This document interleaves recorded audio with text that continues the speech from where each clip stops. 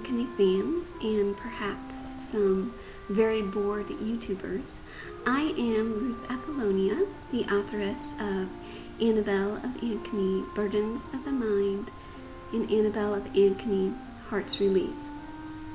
This is my first video that I am going to place on YouTube, and I thought it would be very interesting if I did some little videos called Tidbits of Truth from the Land of Anchony.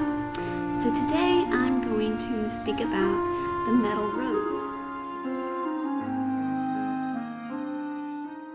When I was about 12 years old, I was at Silver Dollar City in Branson, Missouri with my family, and my brothers, my father and I were standing around the blacksmith shop, and the blacksmith was doing a demonstration.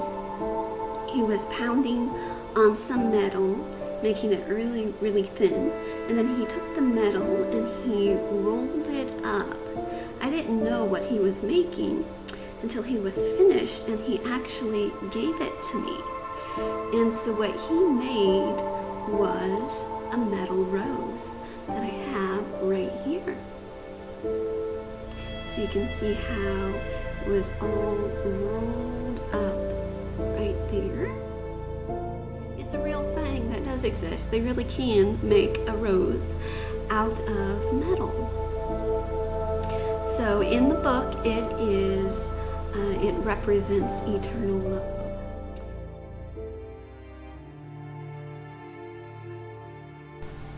Perhaps an eternal flower would be better for her. Simon looked at her strangely. An eternal flower? Yes, one made of stone or wood that would survive the conditions of time.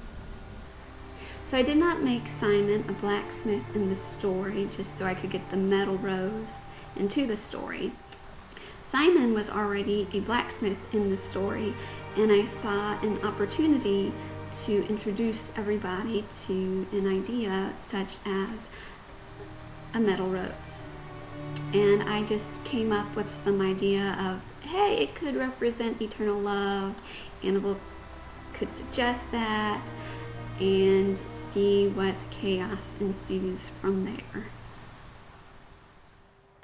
One of the funny things is probably the only reason why this rose looks as good as it does is because I sprayed it with some clear coating that the blacksmith told me to use so that it would not rust. The flower in the book would rust since they had no clear coating back then. So obviously the metal rose is not the perfect example of eternal love, but it does suffice better than a regular flower which fades away once it is plucked from its roots. So although this symbol is not perfect, the whole idea still remains that love is eternal. And though all physical things will fade away, love will remain. Love is what matters. So love everybody.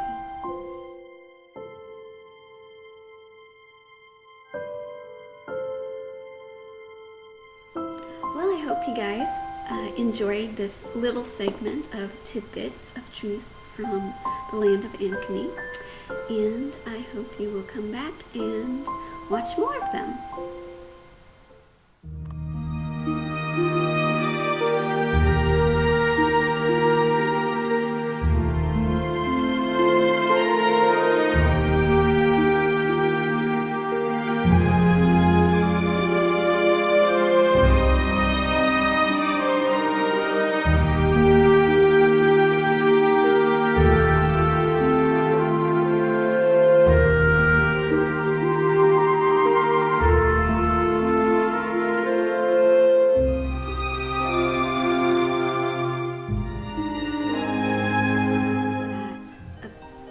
Mostly in the first book, but it was also the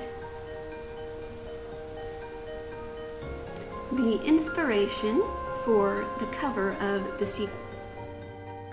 I thought it was the coolest thing ever. And I liked it so much that since in the book Simon is a blacksmith, I thought, wouldn't it be cool if I somehow spoke about a metal rose, and then I could tell people, hey, so the flower, so the flower in the book would rust, since they had no clear coating back then. Okay. So obviously the metal rose is not the perfect example of eternal love, but it does suffice better than a regular flower, which fades away once it is plucked. But it does suffice better than a regular flower, which fades away once it is plucked from its roots.